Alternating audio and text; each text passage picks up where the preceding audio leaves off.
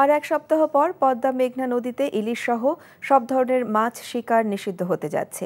২২ দিনের নিষেধাজ্ঞা শুরুর আগে শেষ সময়ে দেশের অন্যতম বৃহৎ মৎস্য অবতরণ কেন্দ্র চাঁদপুর বড় স্টেশন মাছঘাটে জমে উঠেছে ইলিশের বাজার। তবে সরবরাহ কম থাকায় প্রতি কেজিতে ইলিশের দাম বেড়েছে গড়ে ২০০ টাকা।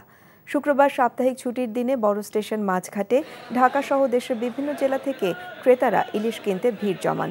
তবে দামের ঊর্ধ্বগতির কারণে চাহিদা অনুযায়ী ইলিশ কিনতে না পেরে হতাশ অনেকে। বাজারে ১ কেজি ওজনের ইলিশ বিক্রি হচ্ছে ২,৩০০ থেকে ২,৪০০ টাকায়। আড়তদার ও ব্যবসায়ীরা জানিয়েছেন, নদীতে মাছের সরবরাহ স্বাভাবিক না থাকায় দাম বেড়েছে। তবে নিষেধাজ্ঞার আগে যদি সরবরাহ বাড়ে তাহলে শেষ সময়ে কিছুটা হলেও দাম কমতে পারে বলে আশা করছেন ব্যবসায়ীরা। বান্ডেল থাকলে প্রতি সেনমানিতে টাকা বাঁচবে। বিকাশ সেনমানি বান্ডেল কিনে জিতুন প্রতি লেনদেনে। ভাই বয়সটা কত ভাই? এই বয়সে কি আপনি জাউরামি করেন নাই? ফার্স্ট টাইম করতে গিয়ে কট খেয়ে গেলাম গো ভাই। জাউরামি করার সময় মনে থাকে না তোমার যে জাউরামি করতে যেতেছি নাকি কট খেতে যেতেছি? হাই ভাই, আপনি কি একটা কথা বলছেন ভাই? আমার জীবনের একটা বিশাল লার্নিং ভাই, এটা উপদেশ হিসেবে নিলাম ভাই। তাই চাইলাতে নামতে জায়গা তাহলে শোনো ভাইয়া, তোমার একটা কথা কই, সব কার্ডই তোমার এনজয়ের জায়গা লয়ে যাবো না, কিছু কিছু কার্ড এমন মাইন্ডটা চিপা লয়ে যাবো। আরে আরে টের পাইতে দিব ভাই, কি হইলো আমার লোকে?